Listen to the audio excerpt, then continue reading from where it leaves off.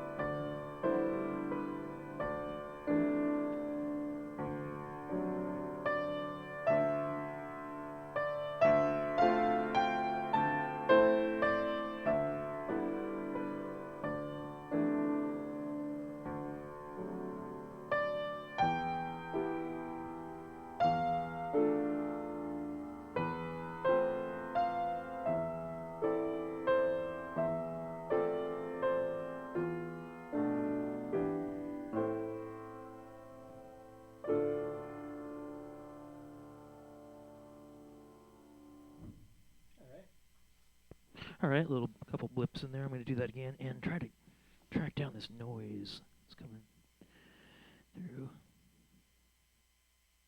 It's probably from like, yep, the board is kind of noisy. Okay, sorry about that. It's kind of bugging me the whole way through.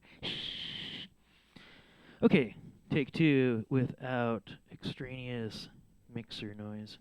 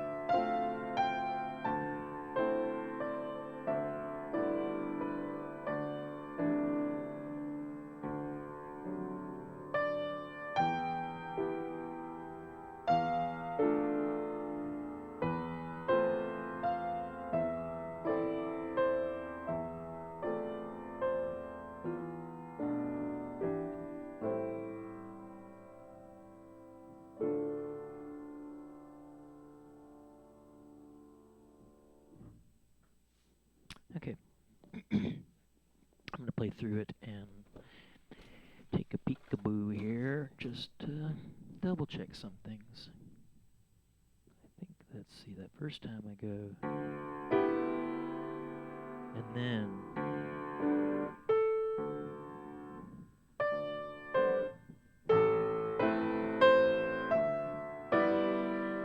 gotta go up to that first inversion of the E minor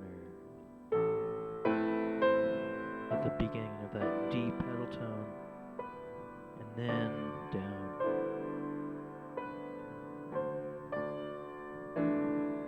Okay, and yeah, a couple more blips, but nothing big. Let's make some ambiance. Okay, who is hanging out with me so far today?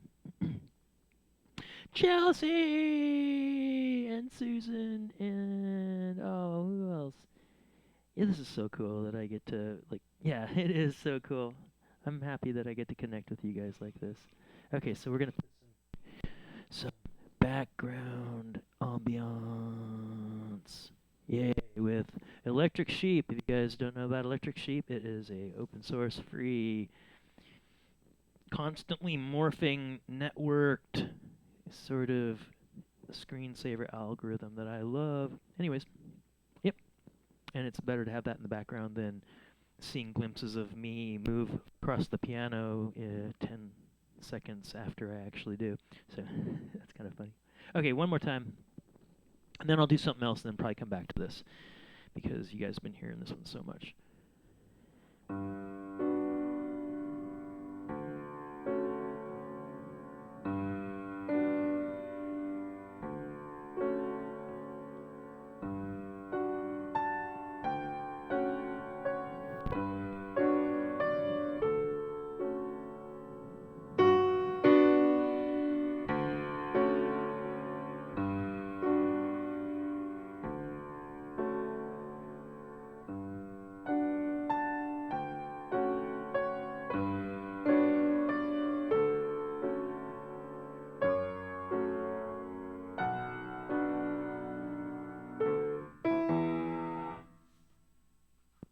I was doing that from memory, not even peaking, but I'm going to peak this time. I'm not going to cheat and not peak. Let's put it that way.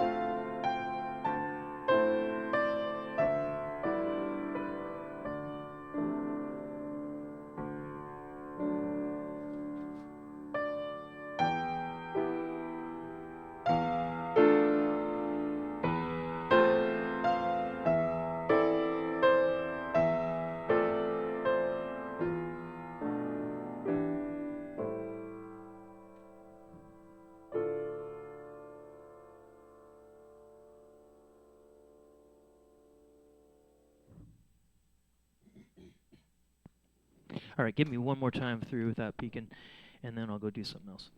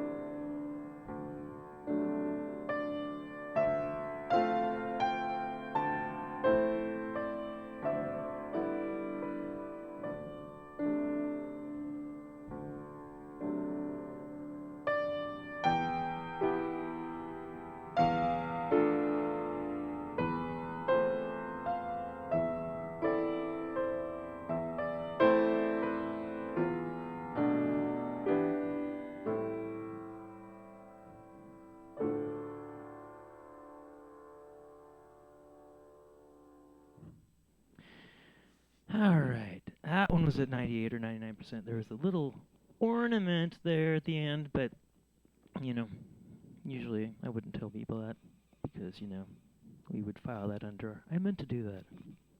Or even happy accidents. So I'm going to come back to that and see if I can retain what I've accomplished thus far today on that piece, but I am going to do 2 randomized rolls in a single day. It's never happened before. People are going nuts. D flat. What is D flat on the circle of fifths? Well, I'm not even going to go look because I can go 1, 2, 3, 4, 5, 6, 7, 8. D flat is number 8. 1, 2, 3, 4, 5, 6, 7, 8. And what is the 8th song that we do in here? Well, I'll just let you guys know what I got in here. So, Prelude, the Raindrop Prelude's number 1. Moonlight Sonata's number 2. Number 3 is the Ragtime Nightingale. Number 4 are the Deux Arabesques. Number 5 is Rhapsody in Blue. Number 6 is that Rachmaninoff that I still haven't rolled yet. Number 7 is the Danzas Argentinas that I did a couple days ago. And number 8, is it the Polonaise? Yep, number 8's the Polonaise, and then that would be followed by number 9 is the Prokofiev Toccata, 10 is the Italian Concerto, and then Jean de Pédy, and then Maple Leaf Rag. Okay, so let's see. This is kind of like in the middle ground where I've done this recently, but not super recently, but it's, yeah. It hasn't been forever since I've done this. And this is a beautiful piece. This is Chopin's Polonaise in D minor.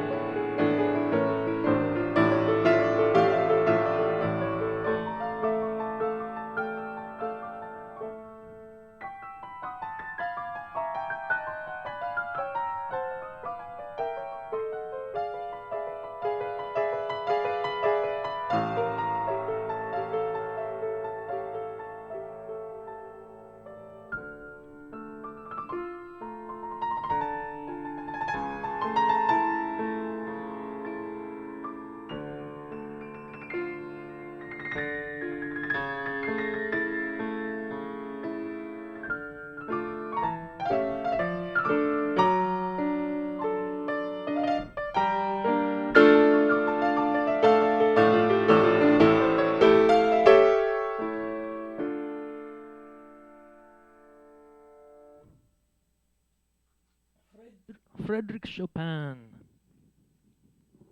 That is his posthumously published, meaning he didn't publish it while he was still alive, his Polonaise in D minor. Polonaises, like mazurkas, which he also wrote a lot of, were traditional Polish dances. And this one, of course, like any other dances that became part of the classical literature, they're always in the same. A particular dance is always in the same meter. So, like, waltzes, you'll never hear a 1, 2, 3, 4 for a waltz. It's always 1, 2, 3, 1, 2, 3. And this polonaises are always in 3. And it's like 1, 2, 3, 1, 2, 3, 1, 2, 3, 1, 2, 3, etc., etc. And that's just a beautiful piece. I played that for my piano class back at the U of O, a couple years when I was actually taking piano lessons there.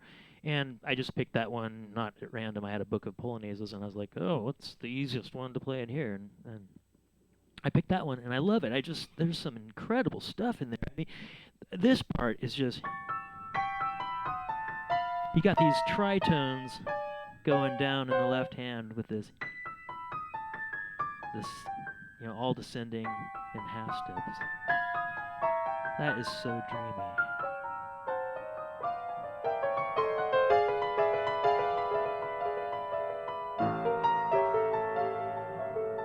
Check that out again.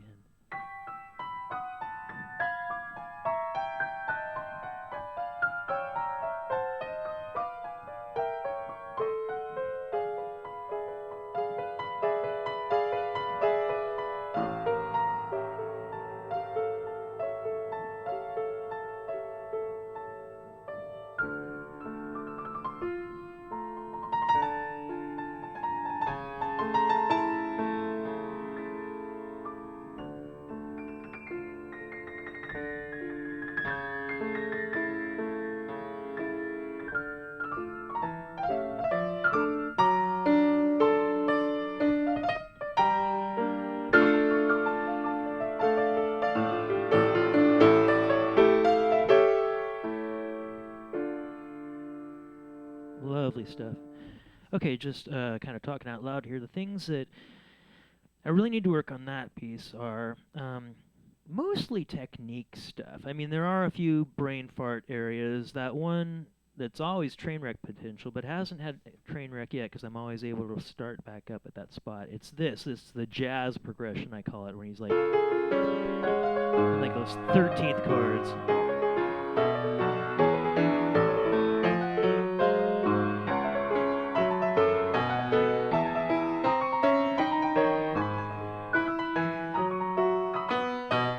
Yeah, it was that, and also a little bit coming into that thing. And as I mentioned when I played this last time, there's the knowing what chords you're playing, but then there's the bass line kind of leading it too. So, and as I mentioned yesterday, it's weird. Sometimes you'll just be so used to focusing on one hand during any particular passage that you actually start paying attention to what's going on the other side, and then it's like, it all falls apart. So that's why it's good to practice hands separately, and I haven't done it yet. I haven't really had the free time to do this yet because I've been spending the last 2 weeks getting this convoluted Zoom network happening for my lessons.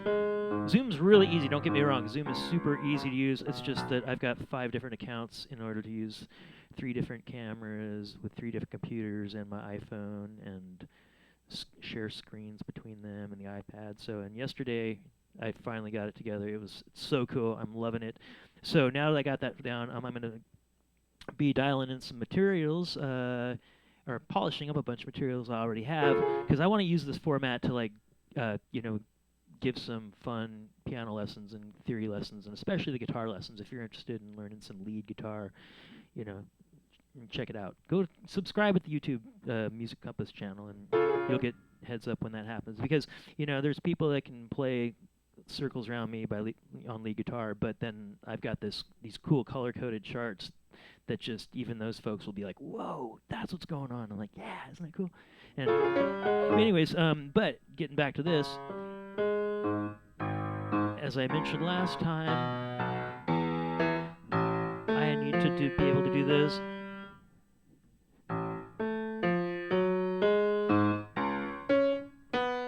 Almost.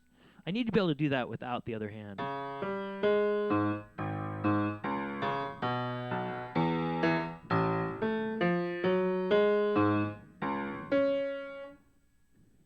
Let's see. Sometimes even I just play this barely. I could even just ghost play this.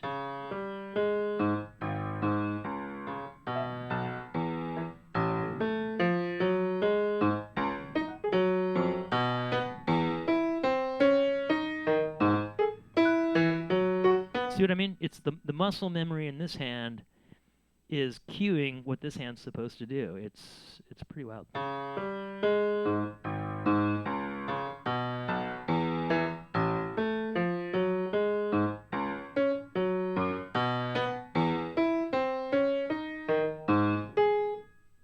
Almost. That's the farthest I've gotten yet.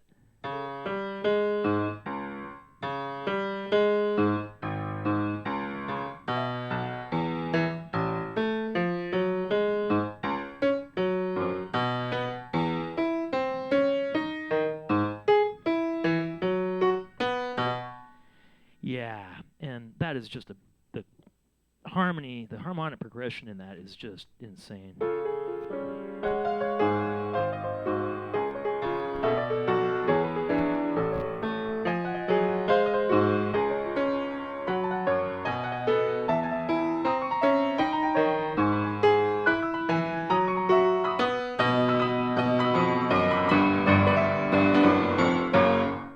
Let's actually look at that, and I will, for you music theory geeks such as myself out there, I will actually see, this is one that I took the time to completely chart out as best as I can. Chopin's pretty I mean, as long as you know what to call jazz chords, there's only a few spots where it kind of gets even more obscure than that, and you just kind of have to make something up to convey what it is to you. But here's what's going on there. This is what I have down for that section. Let's see if I can find it here. Where is it?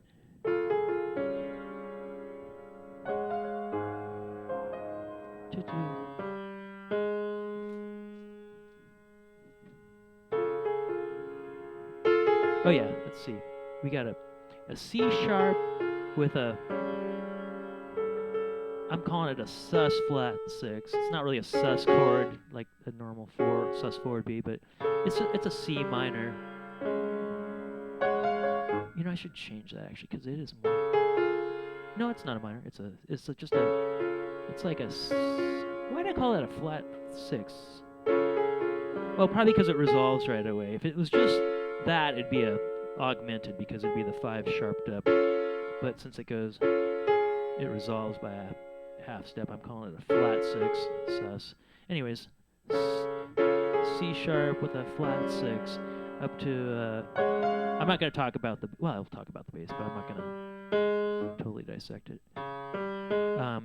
It's C sharp sus with a flat 6 resolving, and then it jumps up to a C sharp sus 4 resolving, and then there's that G sharp 13, and then we'll call it a C sharp 2. It would be a 9th, but there's no 7th in there, so it's just a C sharp 2, and then a B minor 11, not a sus 4, because there is a 7th in there. Okay, with the way I describe whether something is a 2 chord or a 9th chord, even though it's the same note that we're calling the 2 or the 9, it's whether you have just a regular 1, 3, 5, or if you got that 7th in there. And the way I describe it to my students, it's like I use the Pokemon metaphor. It's like the same little note can be a cute little 2, but then you add the dominant 7th in there, and it's the 2. Now it's a 9th. So yeah, that's a pretty funny way of looking at it, but it works for me. Okay, going back to the beginning. C sharp with a sus. With a sus flat 6 resolving, and then C sharp sus4 resolving over a G sharp, which takes us to the G sharp 13, and then the C sharp 2.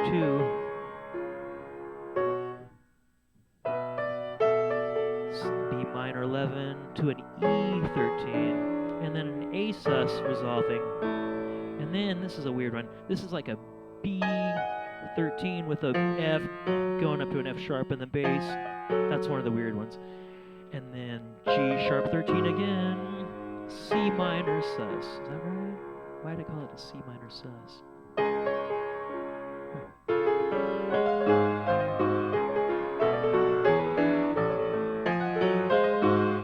Oh, just because that first note is a sus. Resolves right away. And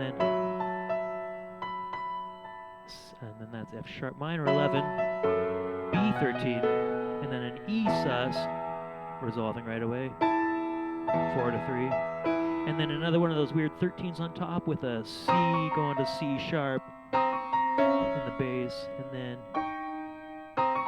this is about where it starts to get weird for me when I'm trying to remember, because I get about to this point and I'm like, oh, I almost made it, and then it's like, just because I thought that, so, and then I gotta go back and start at the beginning, which I shouldn't have to do, and that's why I'm trying to learn the chords. E sus, F sharp 13. Oh, I call it a D sharp. Oh, with a flat 5. That's okay. That's why it's weird, because that's the only time that kind of chord has happened. It's a D sharp 7. And I guess there's no third. I usually note that if there's no third. There's a flat 5 in there.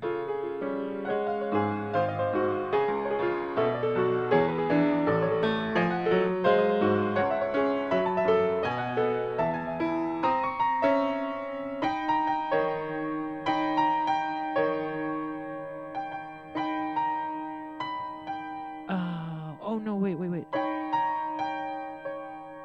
Okay, I had a brain fart right there. Because I was thinking that was the D sharp, and that's not D sharp, that's a C sharp. I got mixed up with that D flat. So we do have a flat 7, a 3, and the I should, if I'm going to be consistent, I should call that if I called that C sharp thing a sus, because of the flat 6 resolving, I should actually call that I should call that a flat 5, a sus flat 5, and I'm going to do that just to be consistent. Who's dinging me? Oh. So let me get a pencil here. Talk amongst yourselves.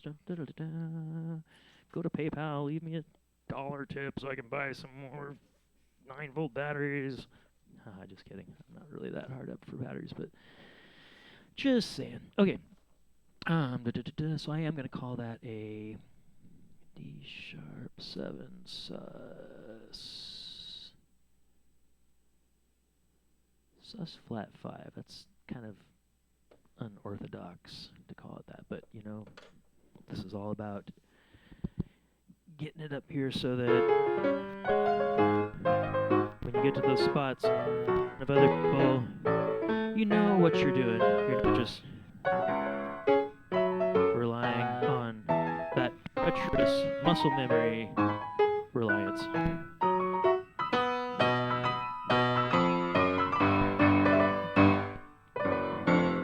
I love that part. Okay, so C sharp, sus flats, C sharp, sus 4, C sharp 4 over G sharp, G sharp 13, C 2, B minor 11, E 13. This is good practice, because it makes me know it. Is this thing crapping out on me? Or is that just me? Okay. C sharp, sus, flat 6 over C sharp 4, sus 4, C sharp, sus 4. C sharp, sus, flat 6. C sharp, sus 4 over G sharp. G sharp 13. C sharp 2. B minor 11. E 13. A sus 4. B 13 over F to F sharp. G sharp 13. C sharp minor sus, F sharp minor 11, B 13, E sus 4, F sharp 13 over C to C sharp.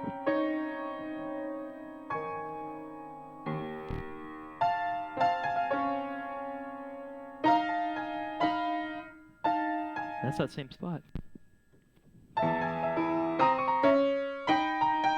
That's probably the point I need to know more than anything, is the D sharp 7 sus with that flat 5. It's weird calling it a sus. I should just write it some different way, because usually you think sus, you see sus and you think sus 4, because that 99 times out of 100, that's what they're meaning. And then G sharp minor sus, E2, F sharp, and then this cool thing on B with the little trills. And I hope this isn't making that noise for you guys. I hope it's just my receivers, because I keep getting distracted by this.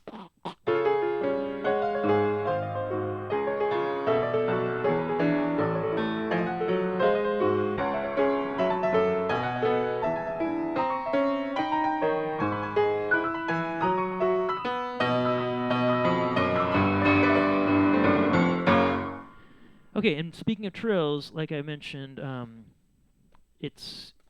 there's more like technique stuff that I really need to work on this, mostly because of trills. This sort of thing, for any of my students that are out there listening, and anybody else that plays piano, you see a trill. When you first learn about trills that go back and forth, you think, oh, I'm playing that like that with my fingers. And yeah, there is the finger action, but right away your teacher teaches you to do this sort of axial wrist rotation. And you actually try to lay your fingers down on each of the notes, and actually typically you'll use your thumb and your third finger instead of 1 and 2 or 2 or 3. I mean, there's sometimes, of course, if you're using the black key, I'm using the 3 and the 2 because the thumb just doesn't want to go to the black key. But on 2 white notes, yeah, thumb and middle finger, and then you practice it, kind of just laying it down there and try to make it happen with just your wrist motion. And then when it comes time to, perform, it's like, of course, you're going to have a little bit of the finger muscles happening in there too.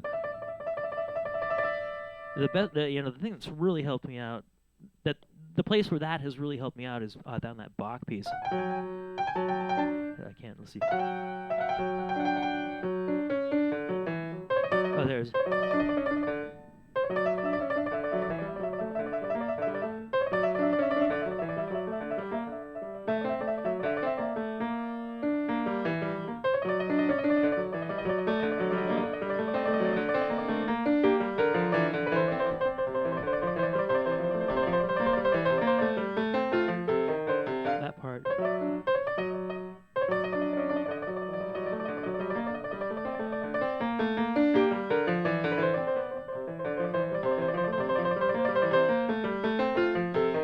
Yeah, and so this piece, of course, when we have the trills, it's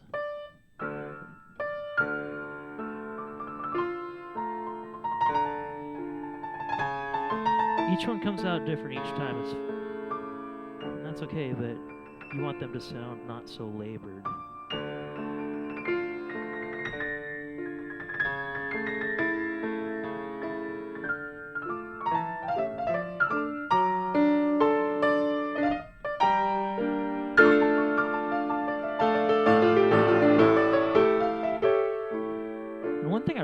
About that performance, I did this better than I've ever done.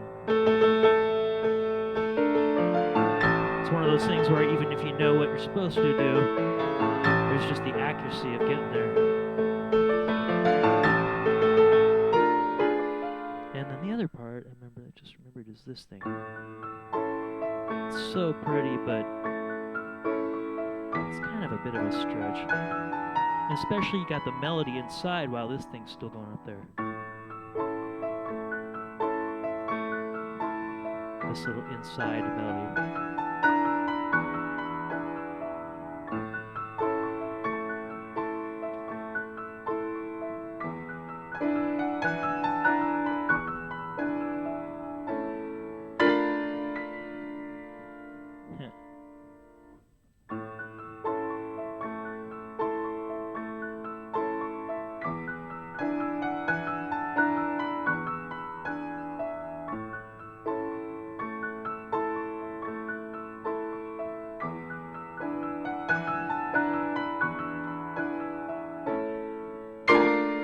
That's what I was looking for. And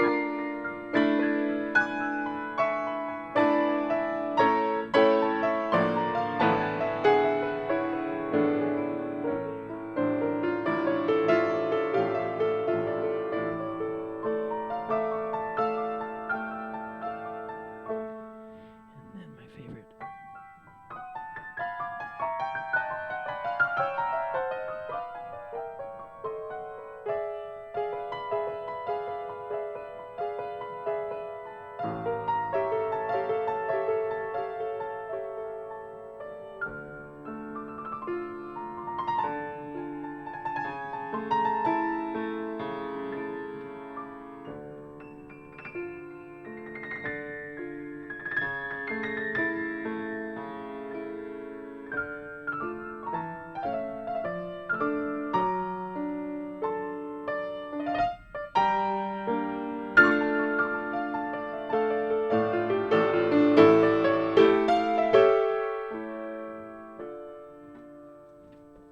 I always wonder, do I end the left hand with that fifth inside there, or is it just the open octave? And it is just the open octave. Okay. And okay, the other part that I needed to review theoretically was in that middle section coming into the jazz section, as I call it. I actually had my first brain fart right before that.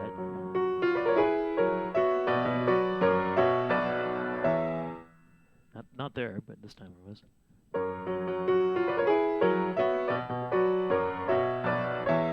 Huh, that's good to know.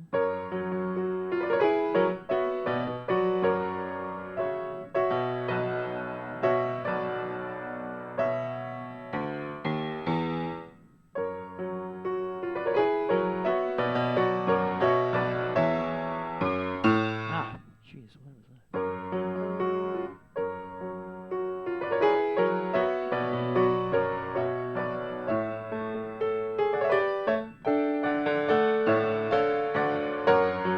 Now did it go down or back up there?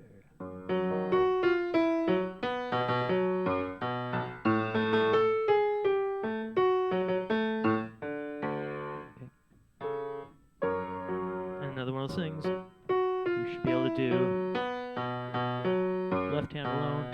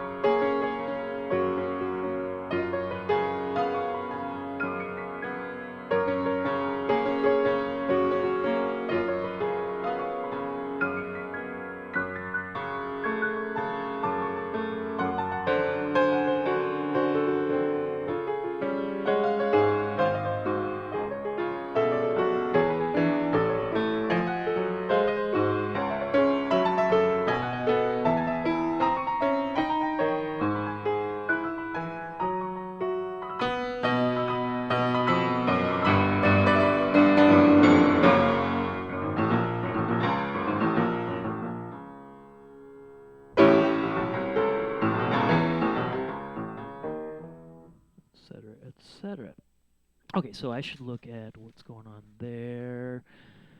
Harmonically, it's coming into the jazz section. It's like an F sharp, walking down, kind of quick E, back to F sharp, and then B minor, F sharp, B minor with some cool double suspensions resolving on each of those. And then the A.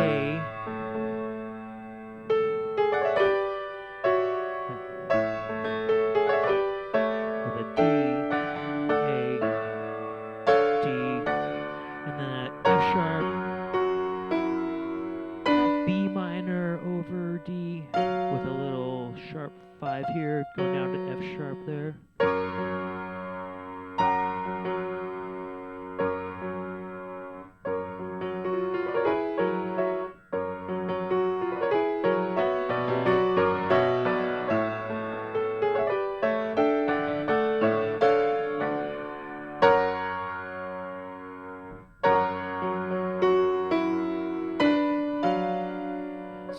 sharp, B minor over D,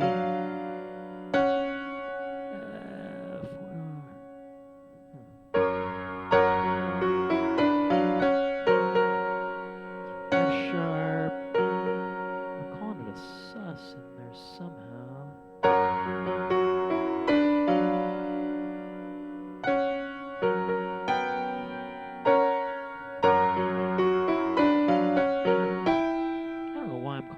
Sus. I'll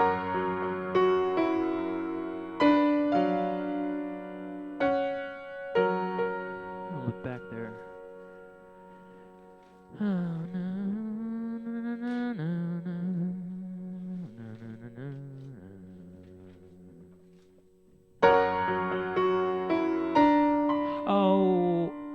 Oh, it's because I'm holding over the B from the B minor. That's still going there. And it resolves right away. I'm going to put that in parentheses because that is so slight that it's going to confuse me if I don't. Okay. Okay, isn't this good that we do this? Because now we actually know what we're doing.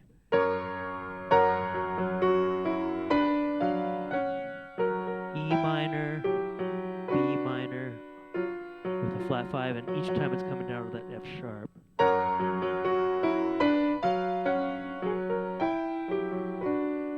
And then F sharp over C with a little C sharp, and then an F sharp C with a little cool arpeggio. F sharp over C sharp with 1, 5, 3. And then a little C sharp 7 over B, but then back down to the C sharp.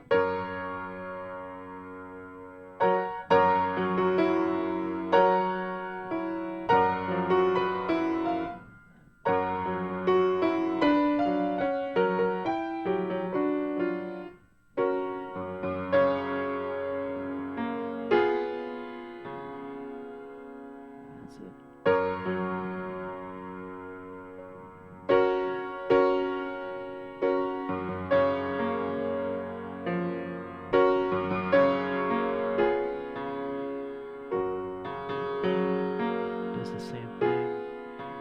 Cool little F sharp 2, F sharp 5. Call it a 5 when there's no third.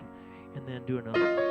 This is where I had the brain fart. So it's a C sharp 9, still over the F sharp. Even though it does the C sharps 1 and flat 7 here, it's still on that. What's it called when we keep the same bass note and we change the chords from yesterday? Drum roll, please.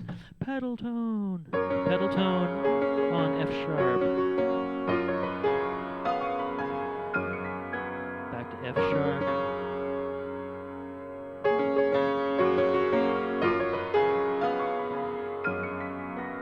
And then it goes to, it does an F sharp minor there with the sus resolving. Actually, it's instead of a.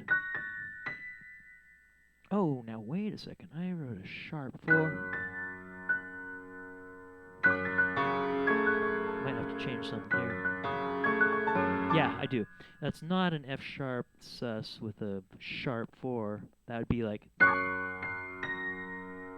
It's not sharp 4 to 3 like I've written it. It's a 4 to a flat 3. So that's kind of like a minor sus. So let's change that here. Still just a whole step, but entirely different character. So I'm going to call it F minor sus 4 resolving the flat 3. And then F sharp sus 2 resolving to 1.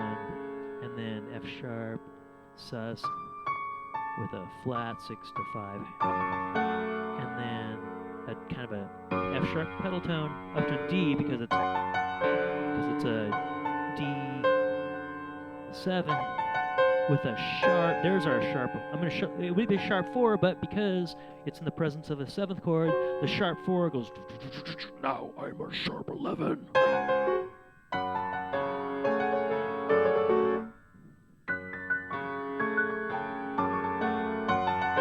Sharp 11, and then our wonderful little parlor bit.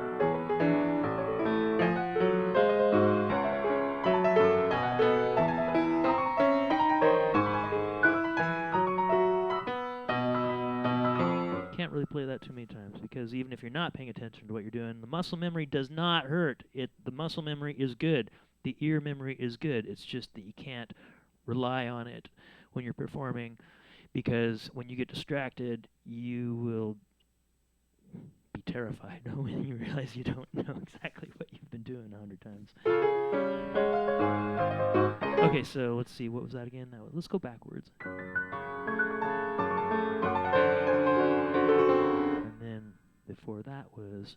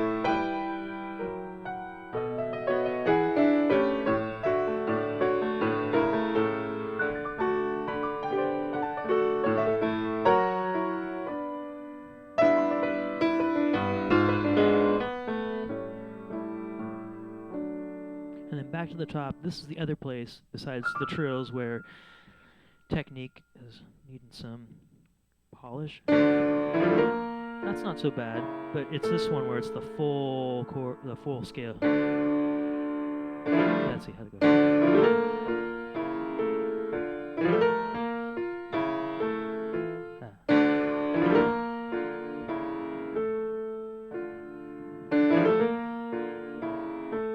It's this one.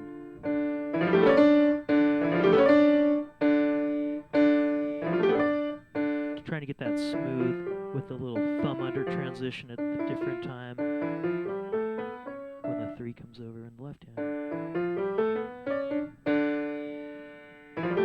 And what kind of scale is that? It is a D melodic minor. There you go. There is a reason they taught you that. D minors. You got a major scale. 1, 2, 3, 4, 5, 6, 7, 1. To make it minor, you put a flat on the 3. Mi, to, me, do, re, mi, la, to, le, flat 6, and ti, te, to flat 7. So you got do, re, mi, fa, sol, le, te, do. That's a normal, well, natural minor, which is the one that will be the same notes as the whatever major scale is 3 half steps up, in this case F. So F has 1 flat on B flat, do do do, and so does D minor, 1 flat on B. That's the natural minor. But they also have this thing called the harmonic minor, where you put T back on the regular 7. So you got flat 3, flat 6, but that regular, I always thought it sounded like an Egyptian scale. Like a snake charmer scale. And the reason they have that, you do that, is because that happens a lot, because even in minor keys, even though the 5 chord would naturally be minor, you still, more often than not, you want your cadence to be 5, major 5, 1, and to have a major 5, you have to have the T in there, not the te. He's brave Sir Robin from Camelot, you know. Okay, so that's why they have you learn the harmonic minor scale, and that's why they call it the harmonic minor scale. But then there was this weird one that you were like, what? What? They would say, oh, and then there's the melodic minor, which you do flat 3, but the regular 6 and regular 7 going up, and then down, you do the natural minor. And I still don't quite understand why they present it that way. But anyways, nonetheless, I do believe we would call this a D melodic minor because it's do, re, mi, fa, sol, la, ti, do. And that's something I could...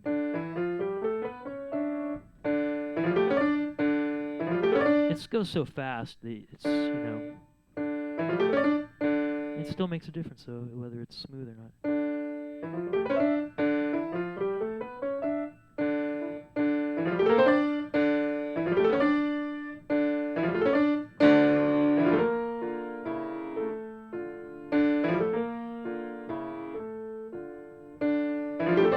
I missed it.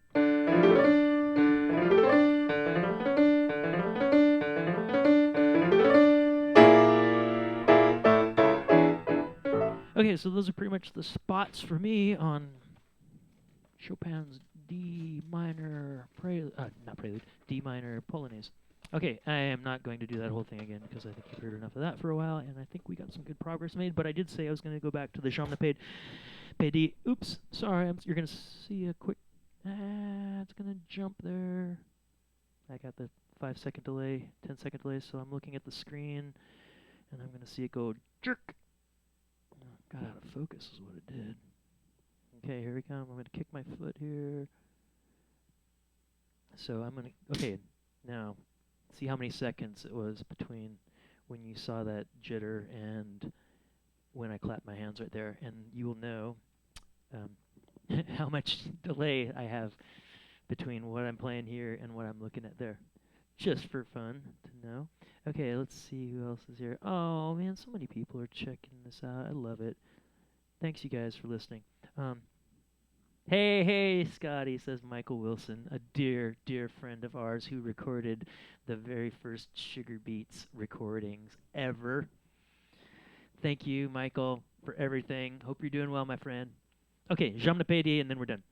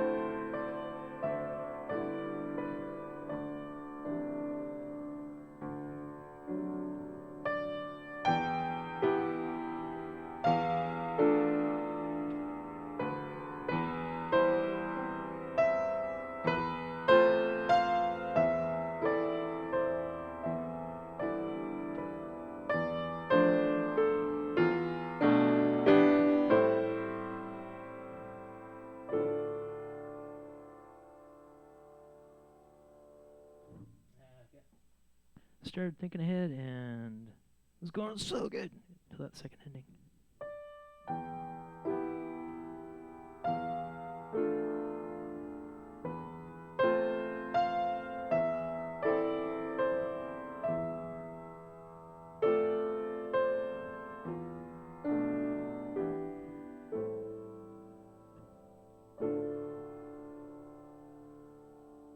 Once more. Let's compare those two endings.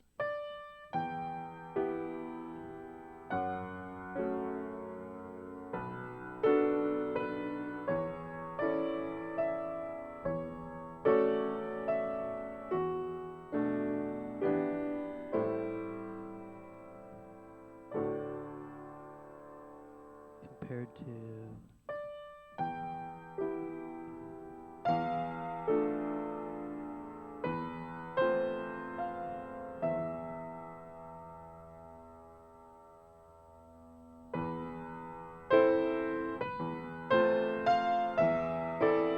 gotta remember it goes F and then A minor and then back to the F.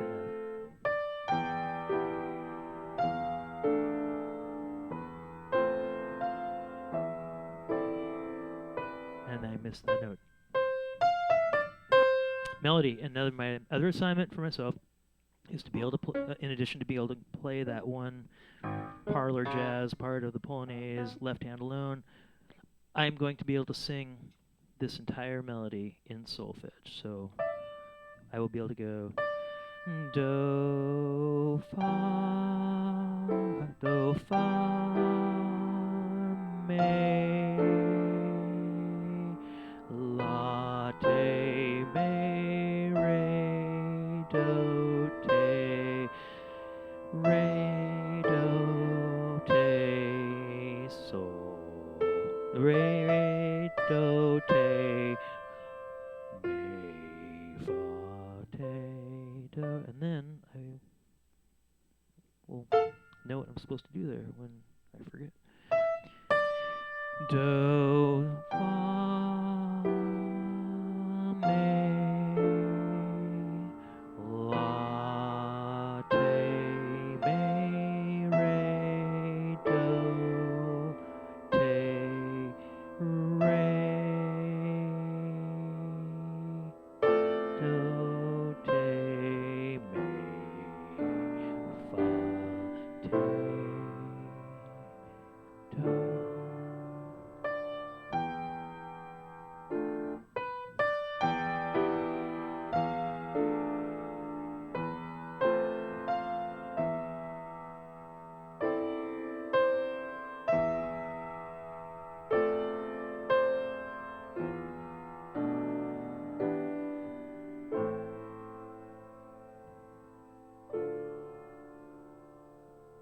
Okay, I have my assignment. Your assignment is to take care of yourself, learn something new, review something old, and reach out to somebody that you haven't reached out to in a long time, whether it's close family or distant friends from high school. Just it's a good time to do that.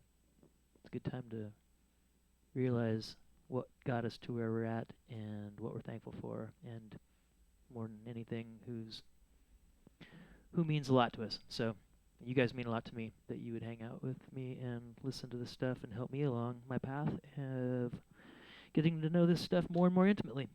This is a really cool thing that we get to do. And yeah, making lemonade out of lemons and finding silver linings in clouds and all that good stuff. So enough waxing poetic. Have a good day, everybody. Love you. Cheers. Take care.